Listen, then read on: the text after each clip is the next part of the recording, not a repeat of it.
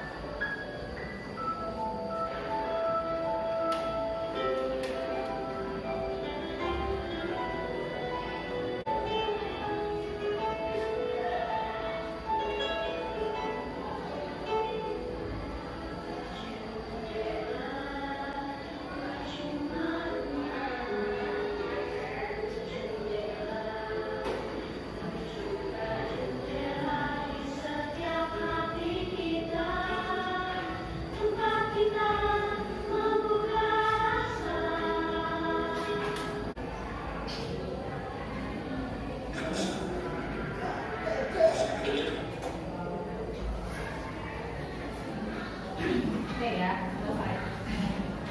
Itu merupakan sinopsis dari sebuah chat.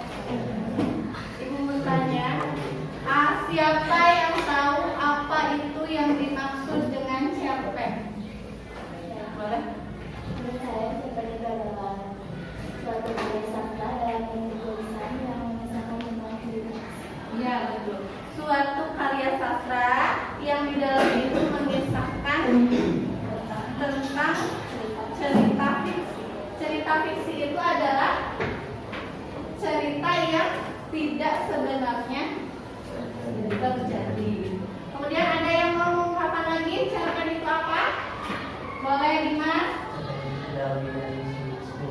Ya, bagus. Cerpen itu tidak lebih dari 10.000 halaman. Di bawah ya. Setelah melihat tayangan video tadi, ada beberapa unsur yang terkait dengan video tersebut. Ada berapa yang tahu? Siapa? Oh, boleh? Kamu dulu. Ya, unsur intrinsik dan unsur ekstrinsik. Ada yang tahu unsur intrinsik itu apa? Iya. Ada 7 yaitu tema, alur, tokoh, penulisan, kata, sudut pandang, pengenaan. Boleh, bagus. Unsur intrinsik itu adalah unsur yang berada di dalam teks cerita itu sendiri. Kemudian bagiannya itu ada 7, ada tema, alur, tokoh, penokohan, latar, sudut pandang, dan aman. Nah itu ya. Kemudian nanti Ibu akan sedikit menjelaskan mengenai materi.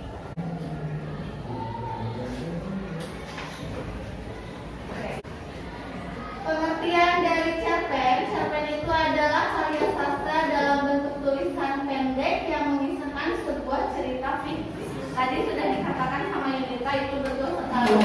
Kemudian cerita fiksi itu adalah teks yang berisi rekaan atau hayalan atau imajinasi pengarang. Itu cerita fiksi. Kemudian cerita non fiksi itu teks yang dibuat dibuat berdasarkan fakta realita atau hal-hal yang benar-benar terjadi.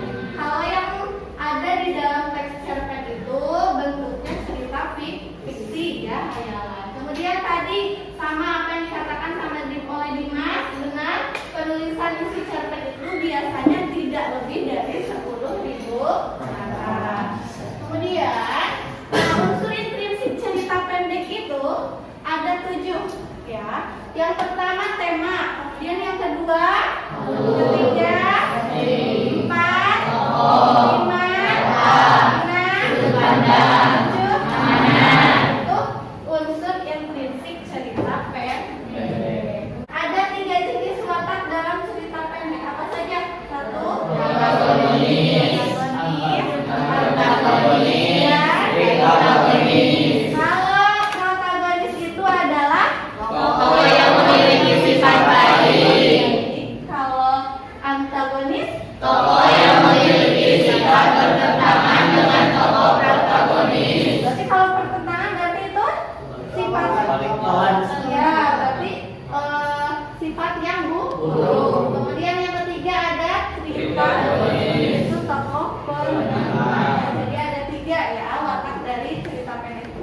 Ada protagonis, antagonis, dan trigonomis. Kemudian selanjutnya ada sudut pandang. Sudut pandang itu cara pandang pengarang saat menceritakan kisah pada sebuah cerpen.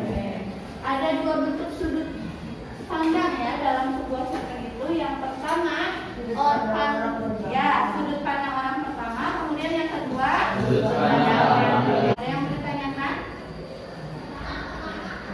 Untuk selanjutnya kita buat kelompoknya seperti yang kemarin pada pembelajaran teks pidato ya. Bedanya digeser saja kan. Biar nanti kalian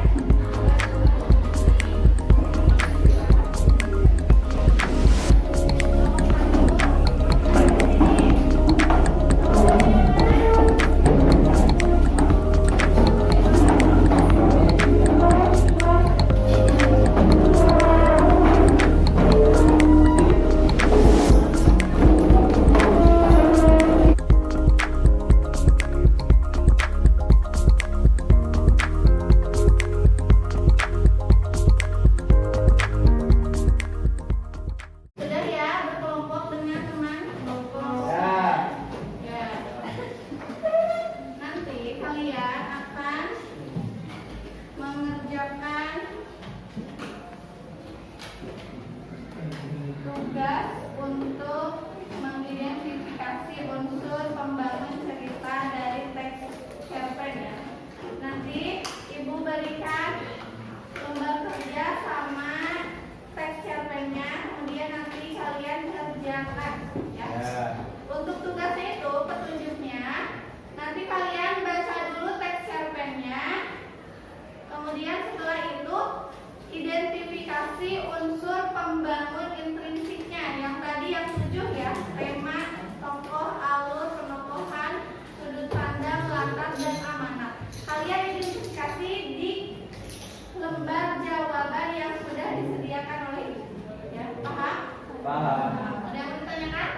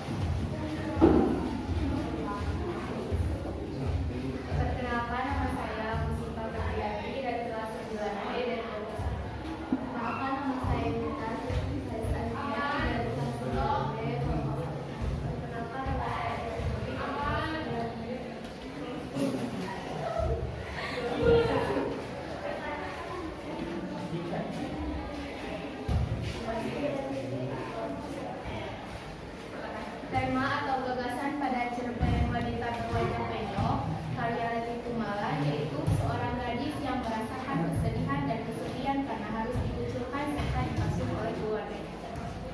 Latar tempat yang terdapat pada cerpen wanita berwajah penyok adalah di sebuah perkampungan dari lingkup kecil lingkungan perkuburan.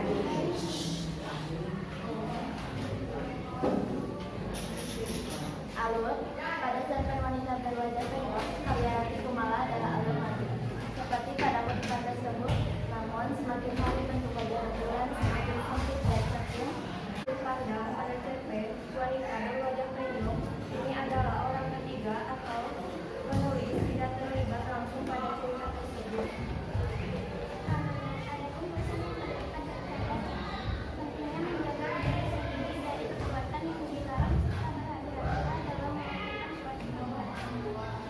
Sekian presentasi dari kami. Ada yang mau bertanya?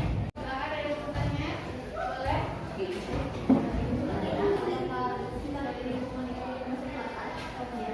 Ya, termasuk karena terdapat dalam mimpi kalian dengan berhamba keluarga wanita berwajah penyok akhirnya memutuskan untuk memasang dirinya pada sebuah ruangan yang tak disebut manusiawi dekat tanah perkuburan.